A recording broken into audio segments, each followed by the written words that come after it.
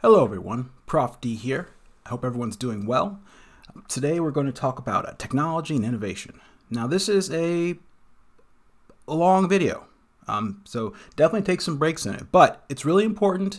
I try to connect it to some of the topics we've seen before in this class, and I hope you'll like it. All right, let's get into it. So ahead, what you can expect is we're going to talk about technology and what's called the 4 I's. We're going to talk about life cycle and adoption. We're going to talk about innovation, a term you've heard a lot. We're going to talk about some specific stuff around innovation. Then we're going to talk about platforms, right? But in part 1, we got some basic things to go into. And going to start with something I call a preordained fall, then a phoenix, right? Some of you may have heard of the phoenix. It's a mythical creature that would rise up from the ashes, okay? And the sort of phoenix in this case is a company called WeWork. Now, you may have heard of it, you may have not. In case you have not heard of it, it's a company that provides high-end office space for rent or co-working spaces on a short or longer term basis. If you have a small company and you don't want to enter into a long-term contract for space, right, then you can use WeWork to rent space for a while until your company is bigger. If you are a one-person firm and you need office space beyond your house and you want to be near other people, you can rent a desk or an office at WeWork. Okay? If you're a company and you need to open a new office in a city, but you are not quite yet ready to commit to a long-term lease, but you want your employees to have a space to go into so they can have camaraderie and a place to work, WeWork can do that for you. Now, if this deal goes through, hasn't been approved yet or voted on by this SPAC, this special acquisition special purpose acquisition company. If it goes through, the company will be valued at about $9 billion. Okay? Now, if you have heard of WeWork, this might be why. It's because of this person. All right? This is Adam Neumann. WeWork was co-founded and previously run by Adam Neumann. He was thought by some to be a charismatic visionary and by others to be something of a scoundrel and a charlatan. Now, at any rate, back in 2019, at one point, WeWork had a private market valuation of $47 billion, and they filed for an IPO.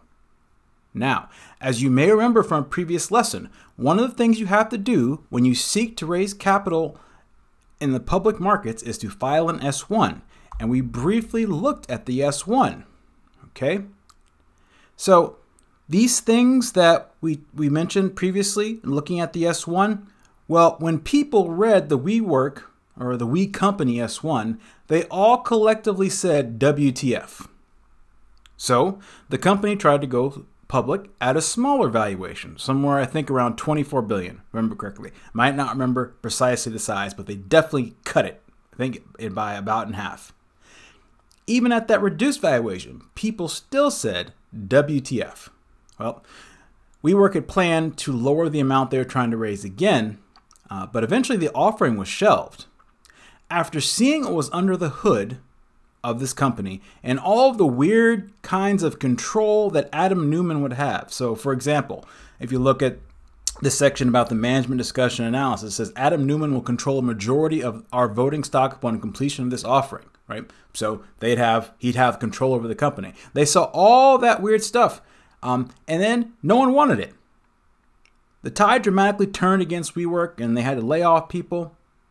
Right? Now, you might have all kinds of questions after seeing this. Right? But one question I would have in this case is why on earth was WeWork worth $47 billion then when it's going for about $9 billion now? Right?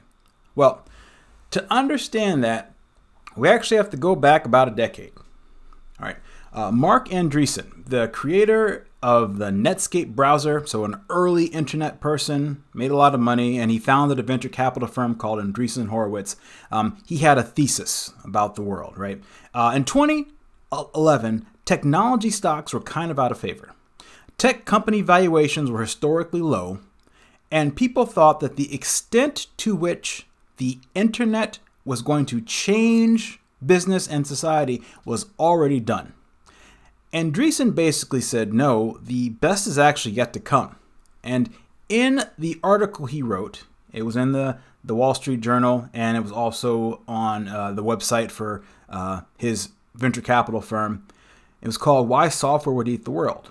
And he said the following: with the technology finally in place, and with more than 2 billion people now using broadband internet, more major businesses and industries are being run on software and delivered as online services, from movies to agriculture to national defense.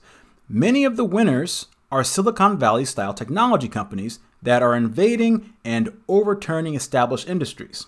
Software is also eating much of the value chain, you guys know the term value chain, of industries that are viewed as primarily existing in the physical world. Okay. Now, in 2011, this was kind of almost heterodox thinking. All right. Now, a decade later, he would turn out to be right. Software ate and is still eating the world. You could almost say that Uber ate taxis. Airbnb, to a certain extent, ate hotels, right?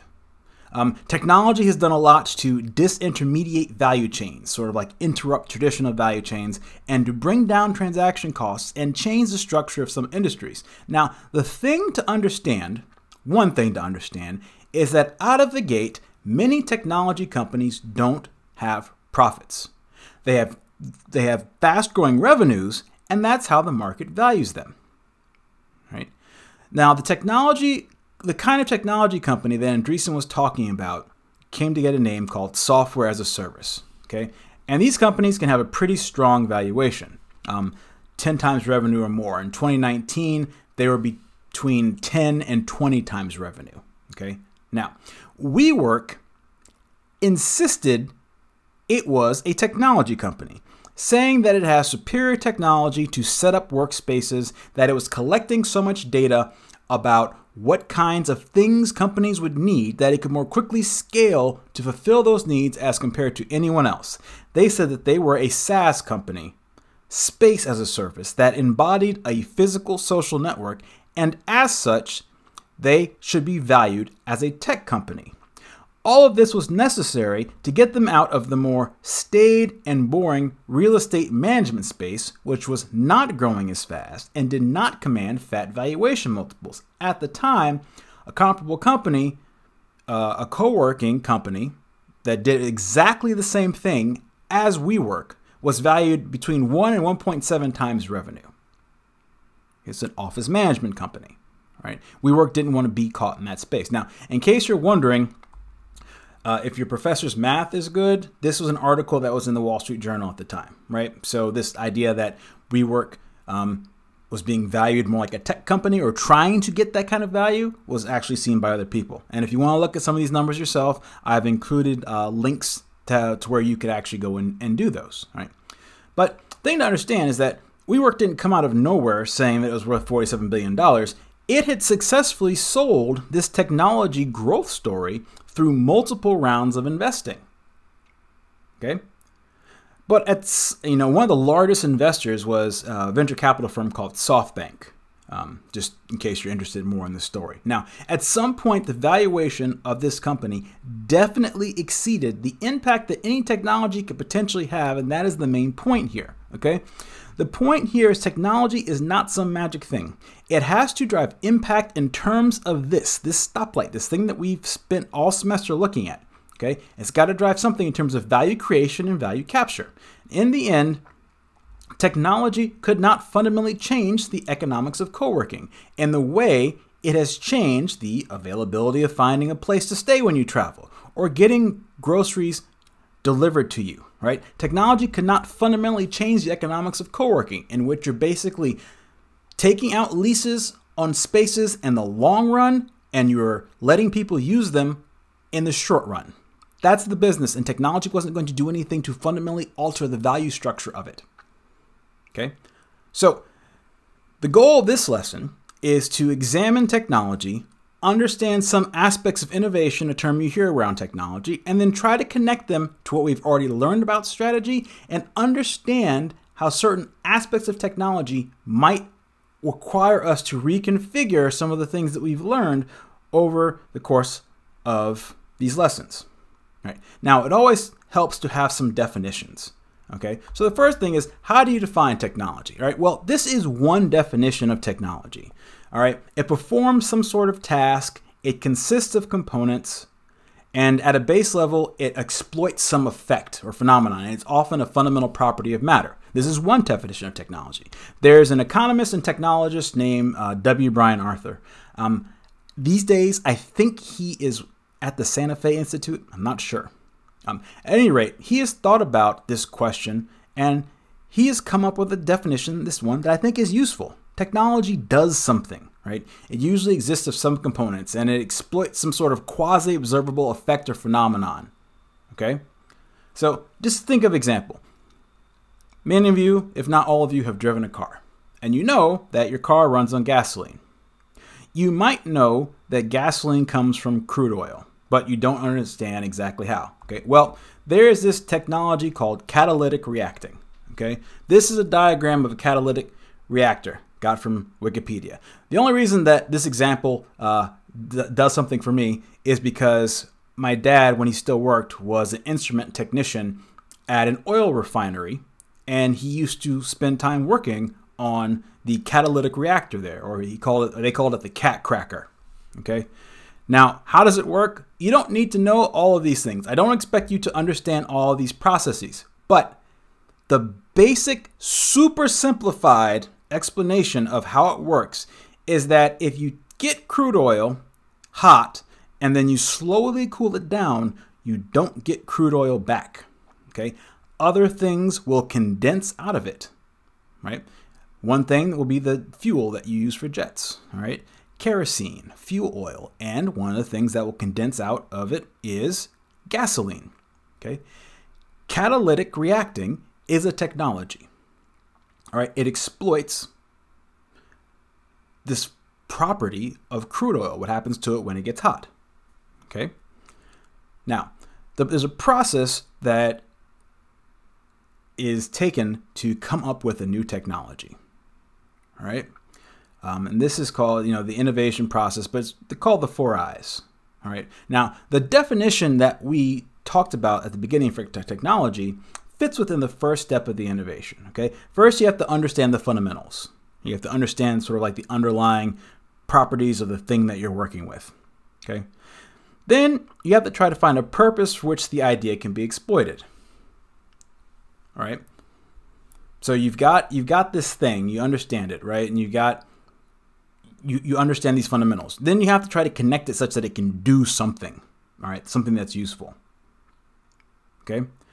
The innovation process is when you can make it at scale, do the thing in large amounts, and commercialize the innovation.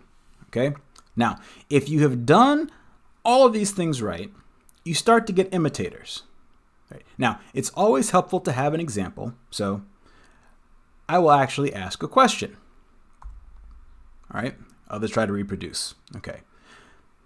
Ask a question. Why did Einstein win the Nobel Prize in 1921? Now, several of you are thinking that he won it for E = mc squared, or for relativity. But both of those things are wrong. Strictly speaking, he won it for the paper that he wrote in 1905 that explained the photoelectric effect. Okay? Now, so sometimes the idea and the invention phase are actually a little bit muddy. Now, a French physicist named Becquerel in 1839 also observed the photoelectric effect. While people before Einstein had understood that light could be used to generate electricity in specific circumstances and using specific metals, Einstein helped clarify precisely why the photoelectric effect worked. And it was by understanding how it worked that subsequent scientists could really invent useful solar cells. Scientists in Bell Labs were able to come up with an efficient version of the solar cell in 1954, and that laid the groundwork for the further commercialization and then, imitation of solar cells. That's why we can use them today. All right, so that's kind of the 4 I's in action. Now, let's take it to an example that will hit closer to home. Okay, now, I don't expect you to know who these guys are actually. Okay, who are these guys is a rhetorical question here. All right, But, you know, before I go on and explain who these guys, I love the guy in the top picture. I love how chill he looks with the towel. You know, he looks like he's about to either go to the pool or come back from the pool. Okay. Now, at any rate, these people are Mark Granovetter and Stanley Milgram. They each wrote papers that helped to explain how people were connected through other people. Okay. If you ever heard the phrase 6 degrees of separation, it comes from this body of work. Now, this is the idea leading into the invention. Okay. But what does the innovation itself look like? Well, it would be this. The explosion of social networks was based in part on the idea behind the social science work from these two. Okay? This stuff, this social network stuff, is the commercialization of the small world hypothesis, right? The fact that we are all connected within a few hops of people, right? The idea that we're 6 degrees away from everyone. That's why Facebook works. Okay? The strength of weak ties was actually about the idea specifically that your friends of friends can provide you information that you don't see every day. That was the strength of weak ties. It's kind of a misnomer sounding title, but that's the idea, is like the people that you see every day have the same information as you, but people that are a couple hops away have unique information. Okay? And that unique information can be valuable. That's why LinkedIn works. Right? That's why you can find jobs. Your friend might not know about a job, but your friend of a friend has information that you don't have. And being connected to them can help you to get to that job. That's why LinkedIn works. Okay? These things are commercializations of social science ideas that were codified in the mid-20th century. What we needed was the internet and software to eat the social networks that existed in physical space. Now, since we're on the topic of social networks, that prompts two related questions that are crucial to understanding how people actually get on social networks, but how people just adopt new technology in general. And I'm going to ask you another question. When did you join Snap, Instagram, TikTok, and why? Now, just really think about it for a minute. Why did you do it? Now, some of you were the cool kids, okay? And just as soon as it came out, you heard about it, you thought it was cool, and you want to be the first person on it, okay? Now, some of you were like me, where it's just, well, I heard some stuff about it and thought it would be kind of cool and interesting to check out, all right? Now, some of you are like, well, really, I joined it because my friends were on it. Now, it turns out that those kinds of reasons largely fall into two categories of explanations: adoption curves and network effects. All right, I'm going to talk about each of them a little bit. Going to talk about network effects first, but only briefly because we'll come back to it a little bit later in the lecture. But for now, the way to understand it is if a product or service experience network effects, that means it becomes more useful the more people that are on it. Okay? Another name you will hear for this is called demand-side economies of scale. And yes, for those of you keeping track, the economies of scale we have been talking about so far in this class have been supply-side economies of scale. All right, that's when the producer experiences economies of scale. Okay, but that's a digression. The question here is, why would this matter for all of these social networking companies? All right, well, think about it for a second. Think about Facebook. What good is Facebook to you if you are the only person on it? Are you going to spend all day posting status updates for yourself and pictures for yourself? No. But the moment that two people are on it, well, that's infinitely better. Right? That's the basic idea behind network effects. Now, again, going to come back to that later in the lecture. Right? But the other thing I want you to understand right now is adoption curves. Okay? People don't automatically hop on board to a new product or service all at once. There are stages of adoption, okay? And this results in what's known as an adoption curve.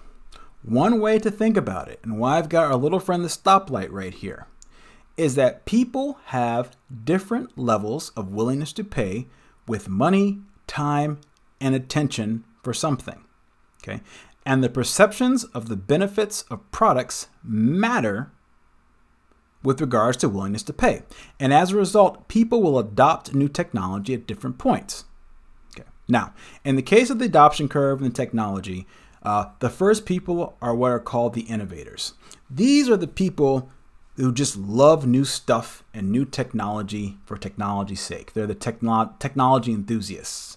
The people who just say, look at this new thing, it's lovely, okay? Right. Then you've got the early adopters. These are the folks that have heard a bit about the product and can start to see what the product might be able to do.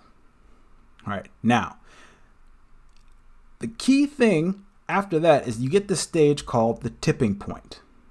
All right. Now, new technologies, even new ideas, okay, may not generally get past this point. They may not have enough momentum to get to the next stage of people, which are called the early majority. These are the folks that can start to see specific cases for why something may be useful.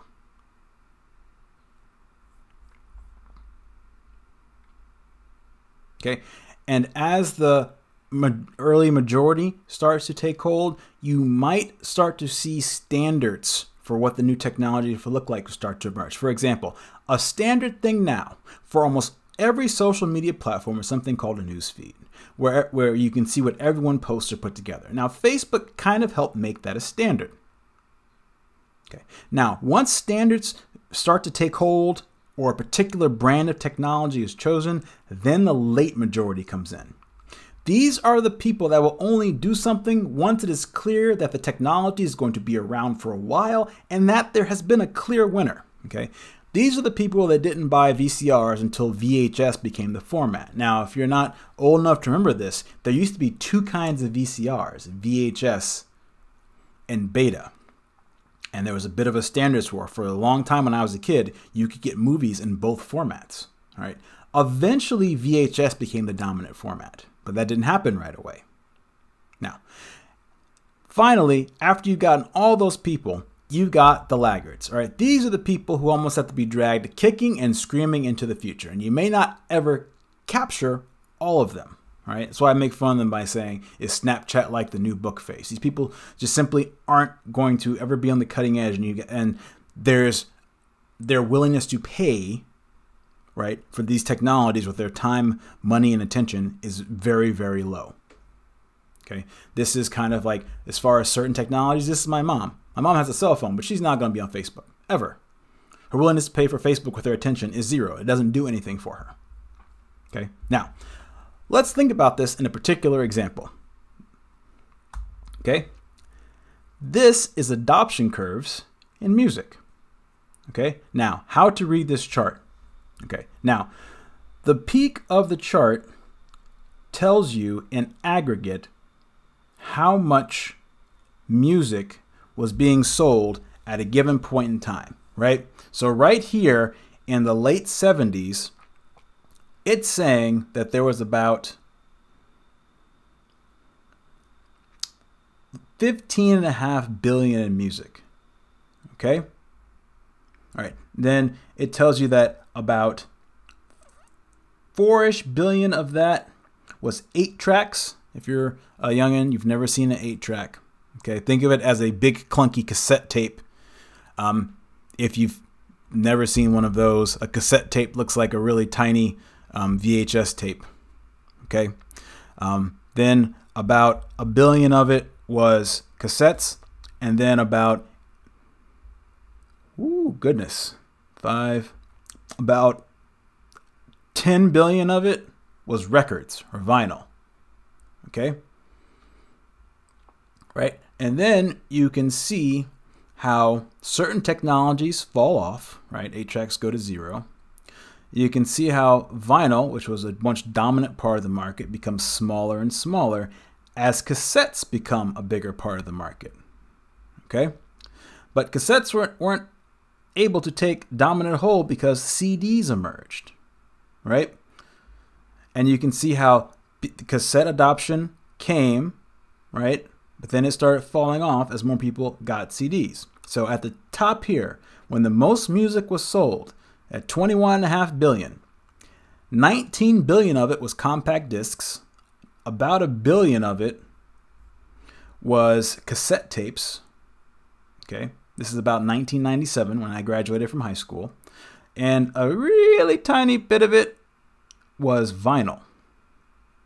Okay.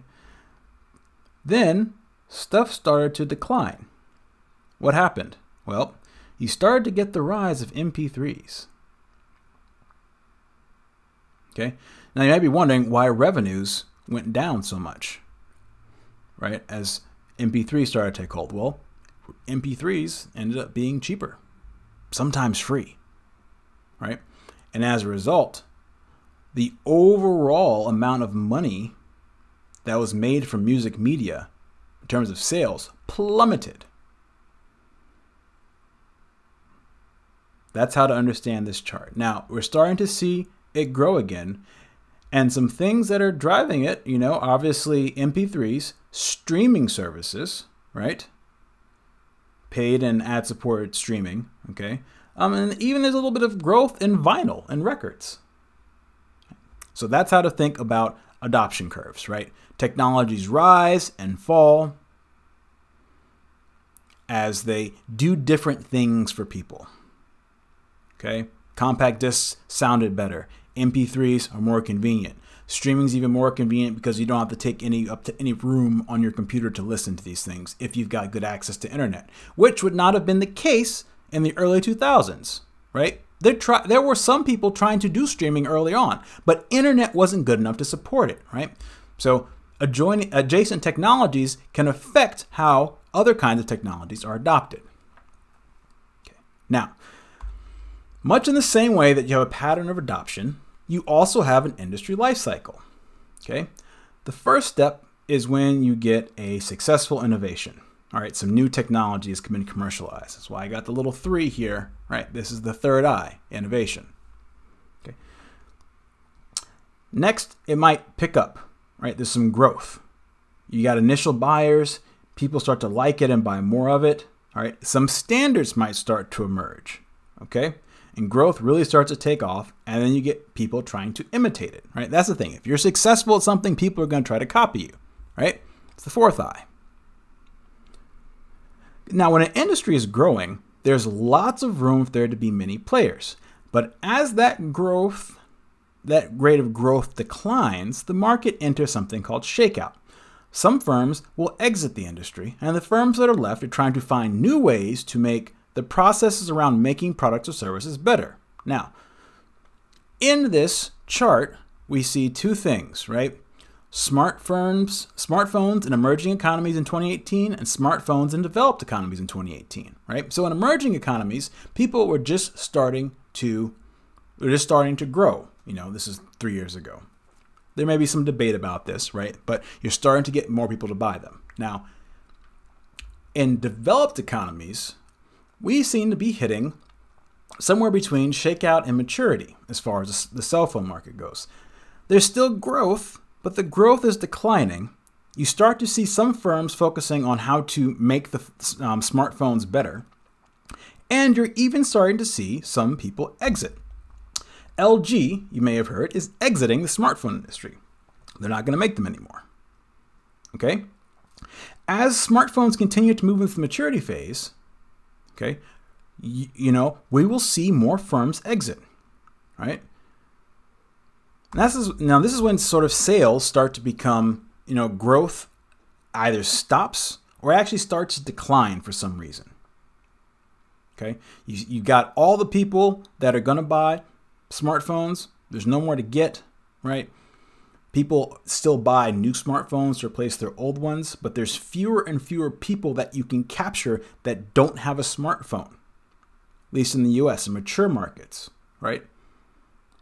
At some point, the United States is not going to be a market that grows for smartphones. You're going to have to go somewhere else. Right? One of the reasons that you have international expansion. Eventually, the home market is no longer enough to sustain the growth of a company. Right? But that's beyond the point. So what happens is that you get growth that's zero to negative, and then finally there's decline. That's when there's some sort of pestle impact that is hitting the industry. Usually a new technology comes around or some sort of cultural change happens that leads people to get a substitute product. Okay? And some of the remaining firms either leave the industry or they try to realize cost savings by merging.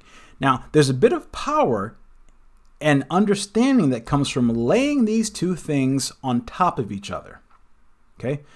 Essentially, if you don't get over this chasm, right, this tipping point, if you don't get past this tipping point, this gap of adoption, then you never get to grow, right? That's why we're right here. Okay? This is why some things never take off to go through the other parts of the industry life cycle, why some things never get imitated. Okay? It's also why certain firms are able to popularize a technology when others are not able. Okay, so this chart could represent why an entire industry never took off, or it can tell you why certain companies within that industry were never able to stick around long enough to reach the later stages of the life cycle. Right? Industries as a whole can go through this, but not every company who's in that industry will necessarily be around long enough to experience this if they can't get a critical mass of adoption. Case in point, you could argue that Friendster and MySpace were never quite able to get past the point of early adopters. Okay? Either the technology was not good enough, which in the case of Friendster may be true. Friendster crashed a lot under the weight of users, and people just stopped using it. Okay? Or the friends weren't on it. You know, if your friends weren't on Friendster or on MySpace, you didn't feel the need to use it. Okay? And as a result, there was just never enough critical people, a critical mass of people that would allow the firm to grow. Okay. Now, as for this, and whereas Facebook was able to do that, okay, I think these two pictures are funny because here's Mark Zuckerberg on Friendster, right? The company that he did eventually destroy with Facebook. Okay. Now this other person, I just love this picture, is Tom Anderson. He was one of the co-founders of an old social network named MySpace. If you joined MySpace, your first friend on the platform was Tom. Okay? Now, MySpace was sold to News Corp in 2005 for over $500 million. Okay. Now, someone tried to come for Tom on Twitter after he made what is frankly a fairly quotidian comment. Okay. And then Tom summarily dragged this person, says the guy who sold MySpace in 2005 for $580 million while you slave away hoping for half a day off. Okay. I mean, that's a pretty good burn. I mean, that cat's face must still need ice from that kind of burn. You know? But, again, besides the point, what we might posit is that Facebook was an improvement over the social networks that already existed. Okay? And on top of that, Facebook was able to do something that neither Friendster or MySpace could do. They figured out how to make money off of social networks, how to truly commercialize the product. Right? They innovated. And that brings us to the next topic, all right, the types of innovation. All right, now, rather than make this separate videos, I decided to do this, made this all one long video. Okay, so I would recommend taking a brief break and then coming back. Don't worry, I'll wait. Okay. Now, welcome back if you left, and if you didn't, that's fine too. Let's press on. So, who is this? This is Clayton Christensen. He was a professor at HBS, and he actually passed away somewhat recently, last year at the age of 67.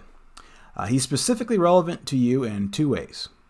The first way is that he wrote a book called How You Will Measure Your Life, which at its core has wisdom for thinking about how you might create a fulfilling life beyond just achievement in work.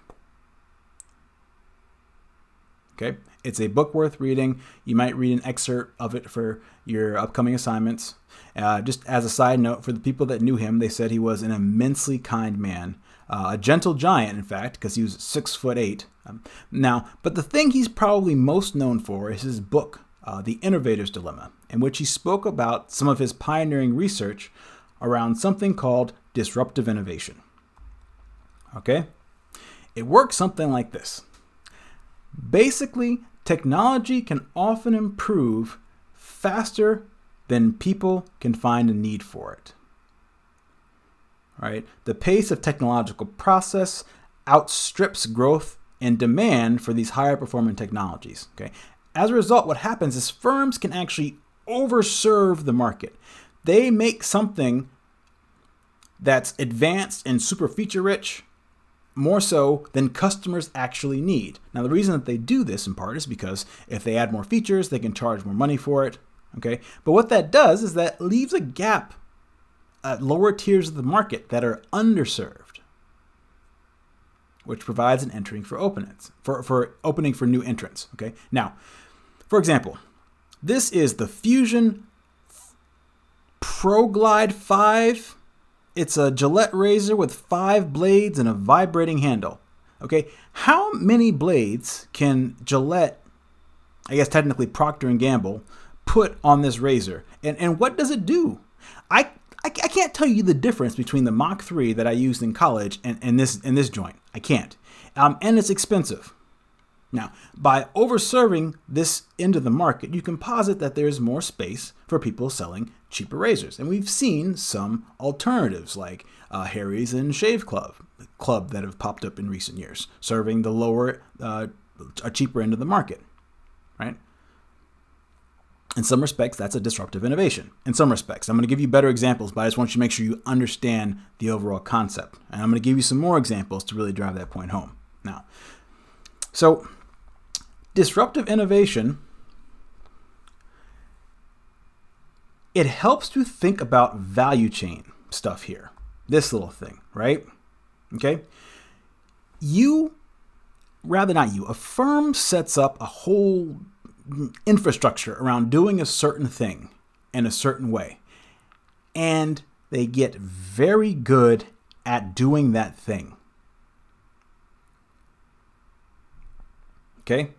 Now, if you want to do something new, you have to set all of that stuff up again for a new innovation, and that costs money. A new thing may not work out right for you, okay? And shareholders might not be willing to wait for you to make a new product when you have a product that already exists that makes plenty of money, okay? So what do? What you do instead is you keep doing more and more of the stuff that's already making you money, okay? Now, what happens is then you get people that come in at the bottom of the market, and they cater to some specific use cases at the bottom of the market, all right? And they create a value chain and a value network, okay? And then they try to come up market. Now, the reason that this can work is because these things at the bottom of the market, they're not interesting to established players, right? Established players are making lots of money doing something at the higher end of the market. They're overserving that market. They've created more and more features, which allows them to sell that product for more. They're not interested in the bottom of the market, right? So new entrants can come in at the bottom, establish themselves, and then move up, right? Incumbents aren't interested. Disruptive innovations initially have small target markets, and they don't make a lot of money. Right, so incumbents, people already in the industry, aren't interested. Okay, now, if you have any trouble remembering disruptive innovation, there's one person that can help you. Drake. Drake has a song called "Started from the Bottom, Now We're Here." Right, that's what disruptive innovation is. Starts from the bottom and then moves up. Started from the bottom, now we're here. Now, and yes, I know this picture is from the Hotline Bling video. Okay, I'm old, but I'm not stupid. Right. But that's the idea behind disruptive innovation. Starts from the bottom and moves up. Started from the bottom, now we're here. All right, but it helps to have an example. All right, so I want you to think of cameras, digital cameras, and smartphones. So we're going to think through this example, and there are some questions here. You may not know answers to all of these, but do your best and think through it. Okay? The first question is, what was the quality of early digital cameras? Now, you may not know this, all right? But as the resident old guy, I can tell you, they weren't that great. Definitely not comparable to a film camera of equal or lesser cost. All right? You could get a cheaper film camera that would take better pictures. Okay? Now, who was an early pioneer of digital photography? Okay? Well, that would be a now bankrupt company called Eastman Kodak. They had some early patents on digital photography, okay? But they did not make digital cameras initially. Why? Because they were making money hand over fist selling all kinds of film, right? Their whole strategy and value chain was set up to support selling cameras that took film and then selling the film. Right? And to move into making digital cameras that were not as good and commanded lower margins would be messing up their existing profits. So they didn't make any investments. Right? At any rate, initially there was no reason to be worried. Right? But then there's the question, to what specific use case were digital cameras uniquely suited? And what about the timing? All right. Well, this is why Kodak was not safe. The digital camera was really good for doing one thing. It was useful for making pictures that you could easily connect to your computer, and then you could use something called America Online, and you could put your pictures on the internet.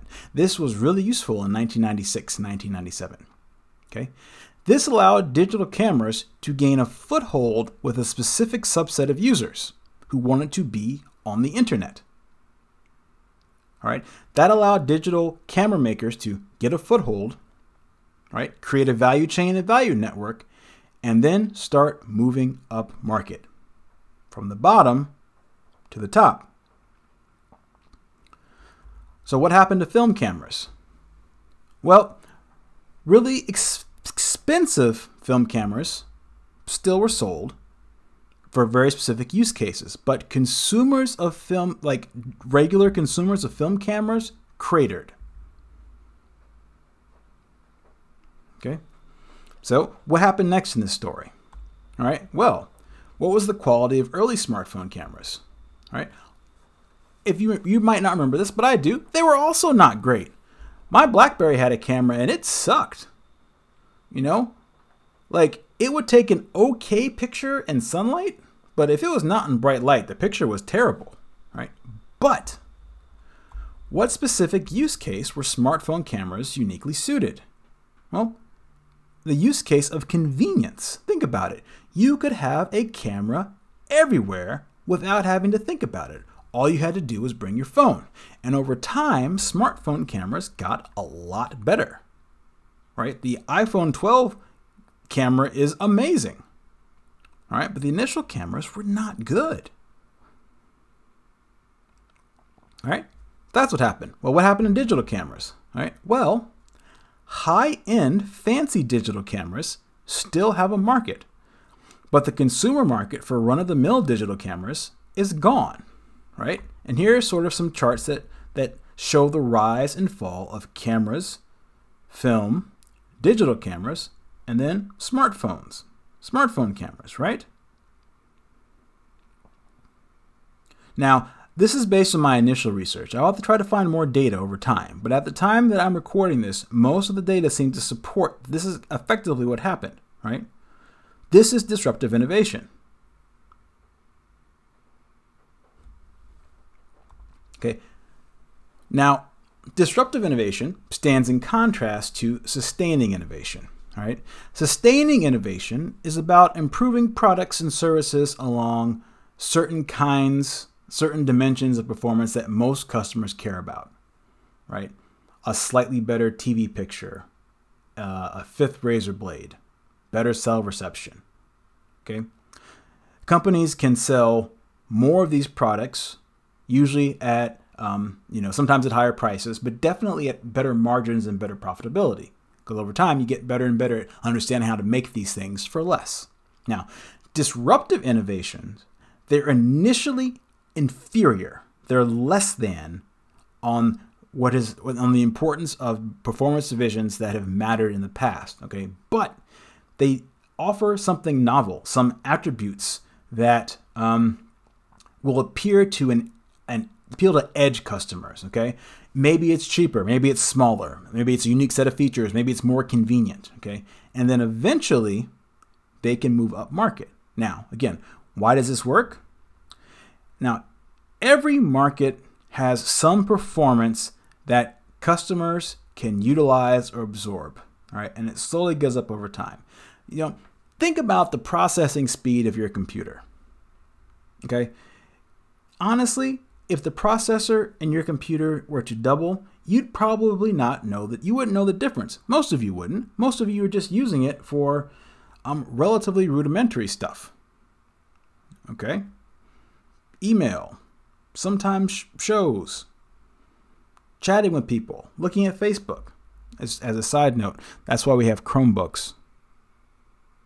That's why we have really cheap Chromebooks. People, computer makers were overserving the higher end of the market, right? But people need cheaper laptops. That's why we have Chromebooks. Okay. The bottom of the market was being underserved. That's why Chromebooks exists. Okay.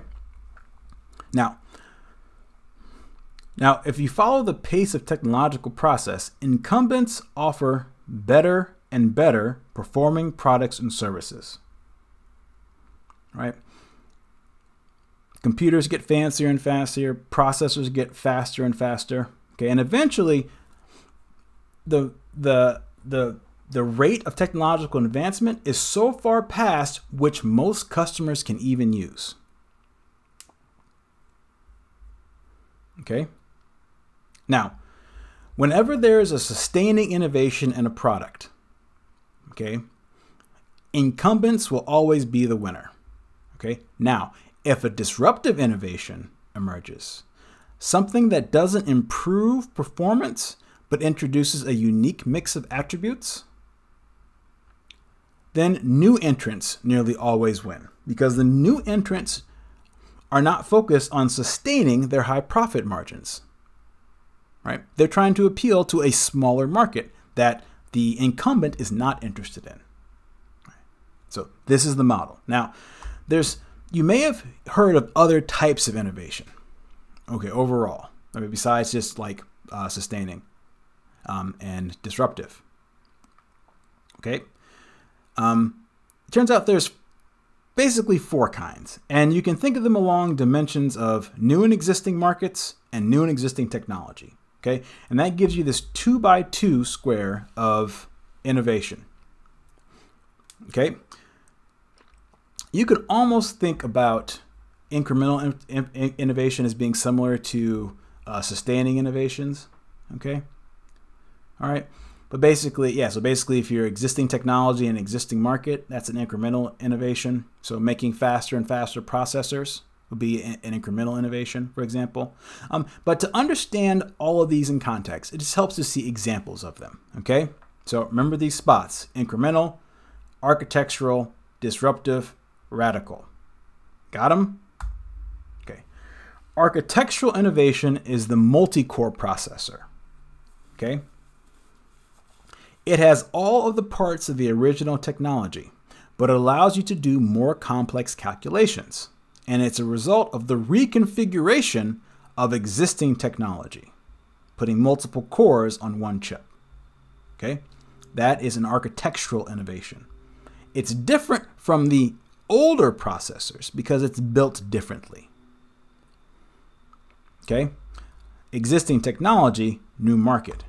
If you want to do more complicated stuff, moving into deep learning, you need more complicated chips, for example. Okay, orange vanilla Coke. It's Coke, but slightly better, maybe. It's existing technology in an existing market with an incremental addition of a little bit of flavor. All right, this is incremental innovation, and some of you who've had orange vanilla Coke probably wouldn't even call it that. Now, the first iPhone, I would contend, is an example of radical innovation. Now, I admit it's a borderline case, but essentially, it created a new category of phone. And this is what catapulted the smartphone market into later stages. Yes, there were Blackberries. I'll admit there were Blackberries, okay? But that first iPhone essentially set the stage for what all other smartphones would look like and have to do afterwards. That's radical innovation. Okay? Radical to the point where now you can't even get a flip phone anymore. Okay? Now, Netflix is an amazing example of disruptive innovation. Now, despite whatever you might think of Netflix now, it was not always awesome. Right? The actual awesome sauce thing when I was a youngin' were these guys, Blockbuster. Okay? Now, in the 1990s, late 1990s, the video rental industry was fragmented. All right? You had some little local stores. You had a couple of chains. Another chain you might have heard of is like West Coast Video or Hollywood Video. Okay, but the big one, the big dog was Blockbuster. Okay? Blockbuster's idea was that movie rentals were generally something you did in impulse. Okay? Like you're driving around, you know, you're like, oh, let's get a movie to watch tonight. Okay? And going with that, they put Blockbusters everywhere. And at one point, 70% of the entire US population lived within a 10-minute drive of a Blockbuster. I did not. My Blockbuster was a solid 25 minutes away, but that's neither here nor there. Okay. But Blockbuster was, in the late 90s, was crushing it. Even in the early 2000s, it's crushing it. It's growing, record cash. 10% of the revenue is coming from late fees, by the way, because what used to happen is if you wanted to get a new release movie, so like when Lord of the Rings first came out, the Fellowship of the Ring, the first Lord of the Rings movie came out. If you wanted to rent that, if you rented it on Friday, you had to bring it back by Saturday because it was a new release. And if you didn't, you got charged a fee, and Blockbuster made money from that. Okay. All right. But that was the state of play. All right. Now then you have Netflix. Okay.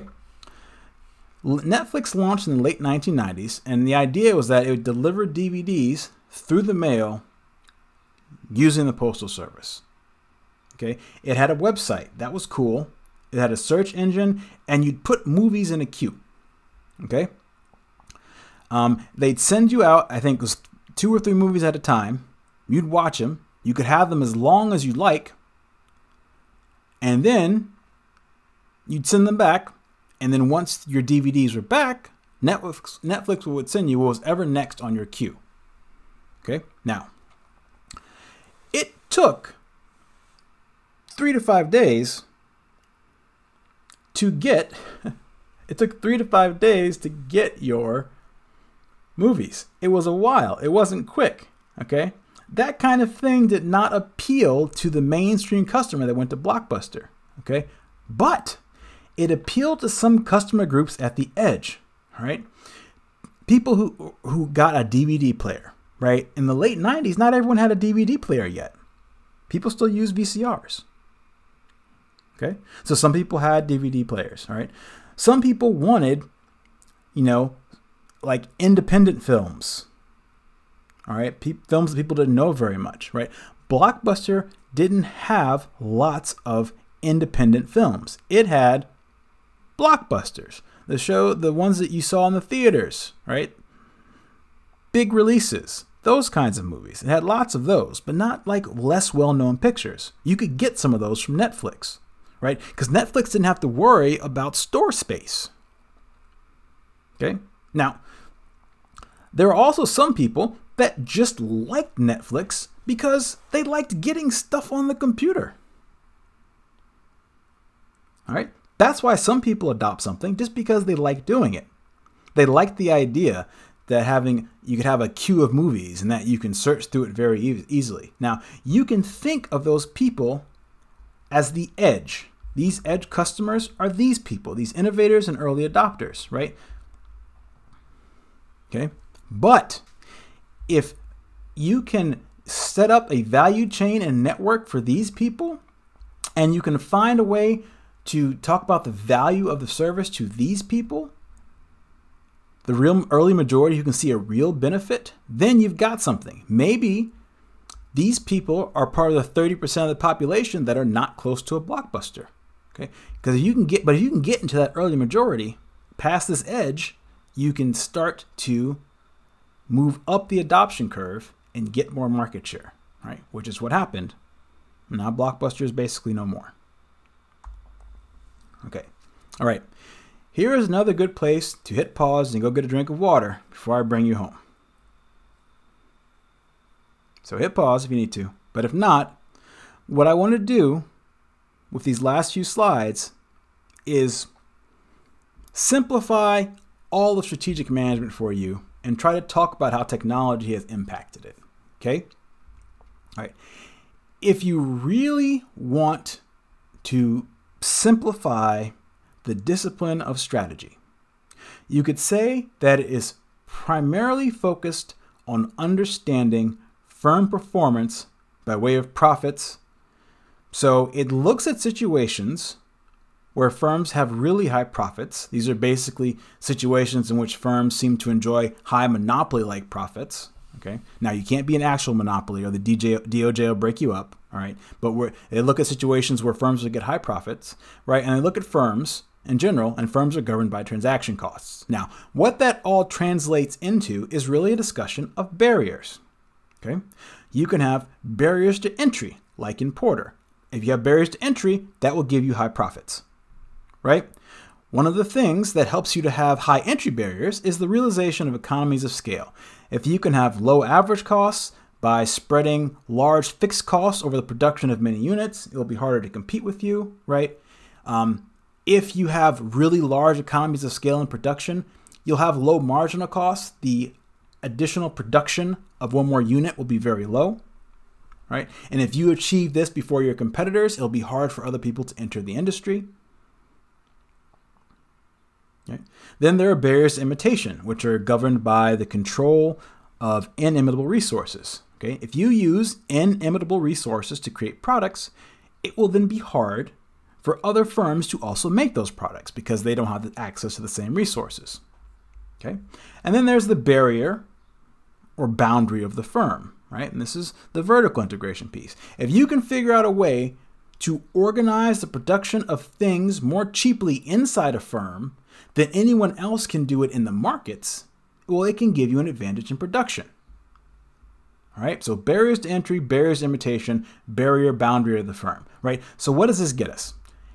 It gets you the sort of traditional value chain companies we've talked about, like pipelines. These are pipeline companies, right? Basically, inputs go in and a higher value product comes out, okay? Firms create value by being very good at organizing a linear set of activities.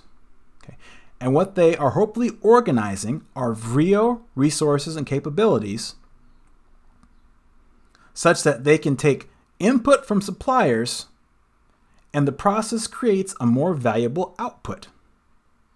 And the activities that happen within the boundaries of the firm or within the pipeline are driven by transaction costs. All right? So what has happened with technology? We talked about how most of strategy looks like this, right? Again, oversimplified. Most of strategy looks like this, and it results in these pipeline companies. All right, well, what has technology changed? Okay, one of the things that technology has done is it's driven the marginal costs of things to zero. All right, economies of scale can make it such that the additional cost of a unit is very low. Technology results in having the additional cost of things being zero, right? The additional cost of one more Google search or an additional Facebook user is effectively zero. Now, price is usually determined by marginal cost, right? So if your marginal cost is zero, you don't have to charge anything for your product, right? And so we have this weird world in which many of the things that we use in terms of technology cost nothing in terms of dollars. Facebook is free. Gmail is free, right? And that has actually been quite an issue for regulatory bodies, that so many things are free. because they don't know how to deal with them, right? But that's one thing. Technology has essentially made many things free. All right. The next thing that technology does is that it helps to create real resources that firms don't control. All right. For example, there's a product some of you may have called an Instapot. Right? Well, there is a deep Facebook community that shows you all of the precise ways in which you can use the Instant Pot to cook everything.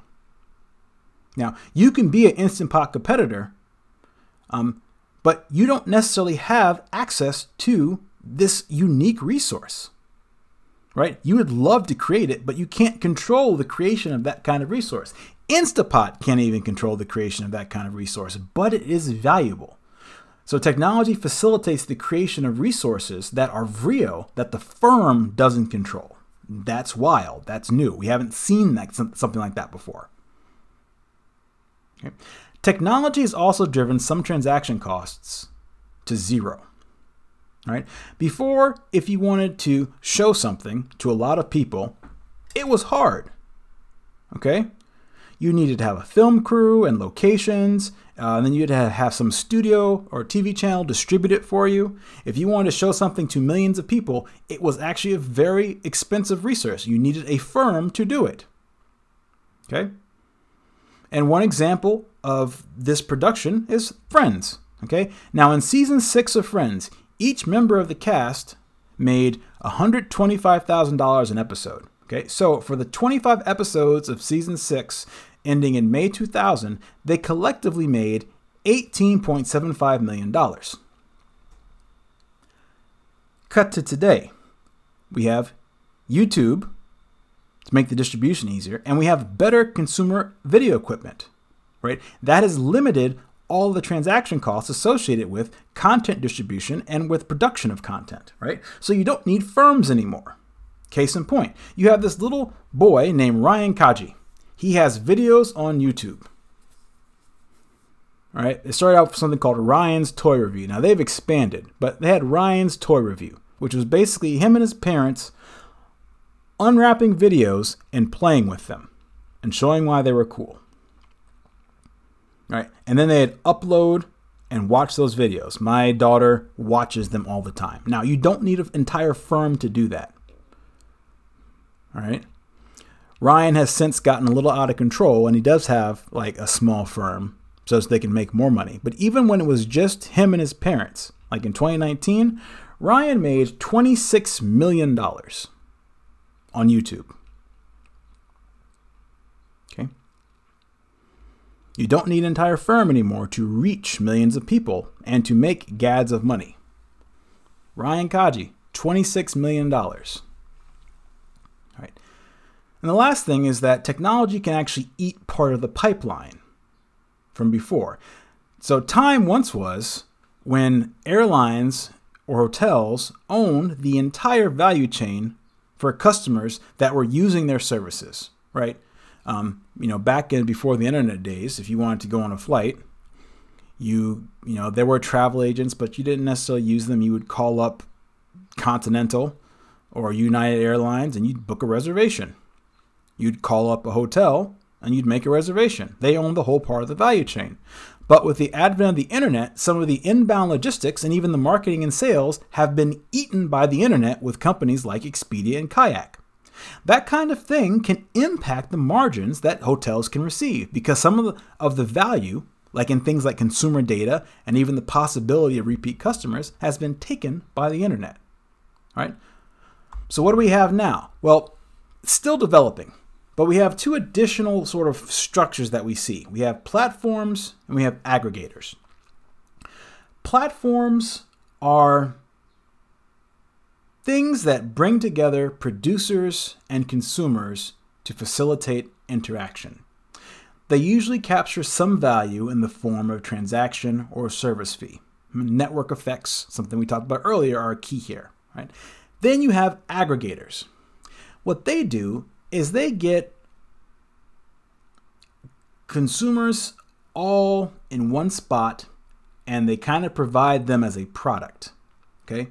The aggregators act as a middleman. The producers and the consumers don't really interact, and the aggregators extract the vast majority of the value. Now, some people think that aggregators are really a subcategory of a platform, right? There's a technological researcher named Ben Thompson. I'm going to show you one of his diagrams. He runs a technology website called Choudary, which is great if you ever want to check it out, in which he spends a lot of time talking about why an aggregator is actually a different beast from a platform. But much like with platforms, network effects are key.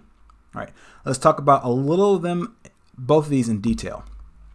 Here is an example of a drawing of a platform. Now, the first thing I would say is that platforms are old, right? You could think of a city creating space for a farmer's market as a platform, all right? The city is bringing producers, the farmers, and consumers, shoppers, together into one place, right? And in some locales, they might charge each farmer a small fee for operating a stand, right? That is a platform, bringing producers and consumers together. But in the technology space, you have a platform with producers, consumers, providers, and owners, okay? Someone owns the platform itself. Then there's someone, a provider, who helps facilitate access to the platform such that the producers and the consumers can interact. Etsy is a great example of a platform. There are people who make crafty things, okay? And Etsy is a platform where people can put their crafty stuff on display and have it be searchable, and consumers can come to the Etsy website, or I think Etsy has an app, all right, can come and look at all the stuff. Now, the mobile phone here serves as the provider. Etsy owns the platform, right, and Etsy gets a cut of everything that's sold on the platform in the form of a transaction fee. Okay, Etsy's facilitating interaction between producers and consumers, right? As opposed to an aggregator. Okay, an aggregator gets a bunch of users all in one place with some sort of service, and then profits by selling access to that bunch of users. This is what Google does. The picture here is basically a drawing of what Google has done to news. People who want to see an article, well, you all filter to Google to find the article.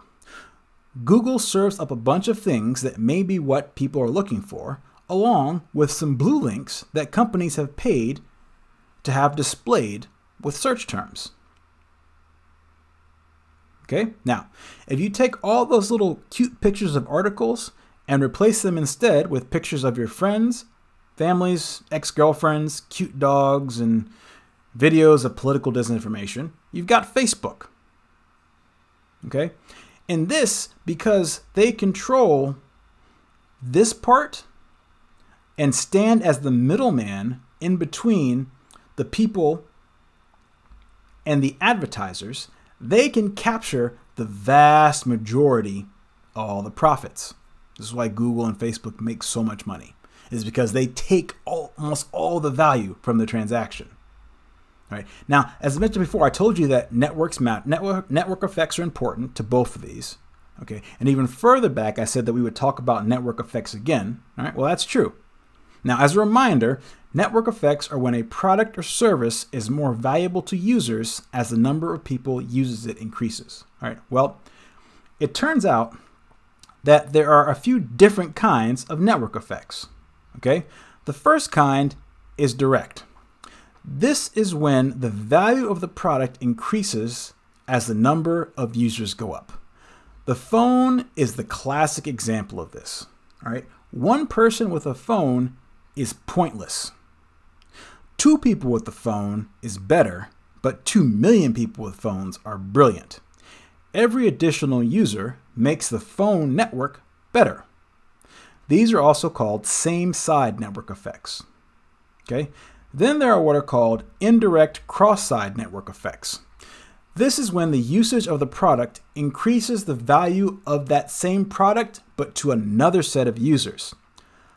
Lyft is an example of this. Having more drivers on the Lyft platform makes it more valuable for people that want to get somewhere.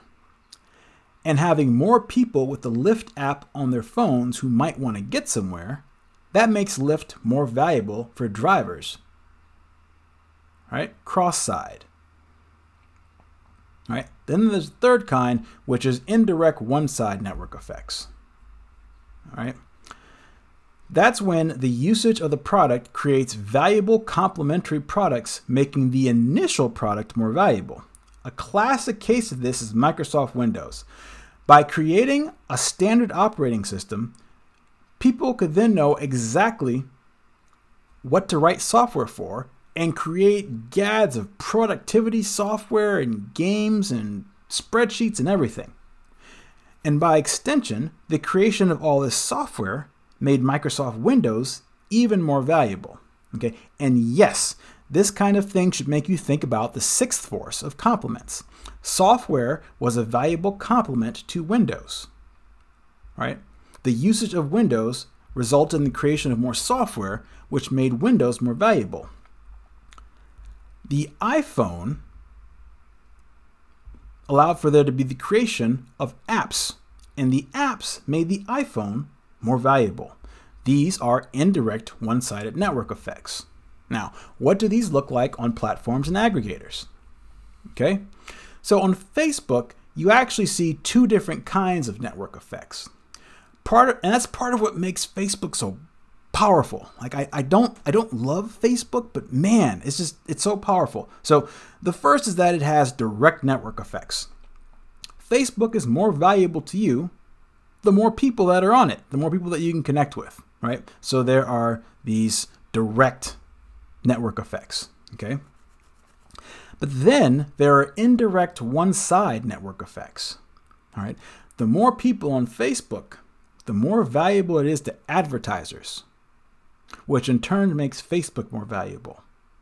It's not cross-side network effects, okay? Because more advertisers being on Facebook doesn't add value for you or the other users. I'd contend it makes it worse, okay? But that is the indirect one-side effect. More users makes it more valuable to advertisers. Right? Facebook is an aggregator, right? It stands between you, the users, and the advertisers, right? On Facebook, keep this in mind when you're using it. On Facebook, you are the product, and the advertisers are buying your eyeballs from Facebook. You and the advertisers don't interact at all. Facebook stands right in the middle, and it grabs all the money. Right. This is compared to something like Airbnb, which has indirect cross-side network effects. The more places for rent on Airbnb makes it more attractive for potential people to use it, right? And the more guests that have Airbnb accounts or the app on their phone, the better it is for someone who's thinking about putting a room onto Airbnb. Now, this is a platform. Airbnb is bringing together producers, in this case hosts, and consumers, or guests, and they directly interact. And Airbnb makes money by getting a cut of that interaction, right? So Facebook is an aggregator, it takes all the value. Airbnb is a platform, it takes a portion of the value. Okay, now, I know this was a lot. I hope it was interesting. Now, the reason that there's a lot is because there's just so much happening with technology and how it impacts strategy. So I wanted to make sure that this was something pretty detailed, but that also connected back to all the things that we've talked about in strategic management while also bringing into some new stuff, right? So here are some things that you should take away. You can always come back to this later on if you want to watch it again. As far as, any sort of upcoming tests, just do your best. I promise I won't make it too onerous in terms of knowing this stuff. And these are the things you should take away. Understand these, okay? And if you have any questions, you can find me in the chat. And if you have any trouble remembering disruptive innovation, just remember Drake. We started from the bottom. Now we're here. Take care, everyone.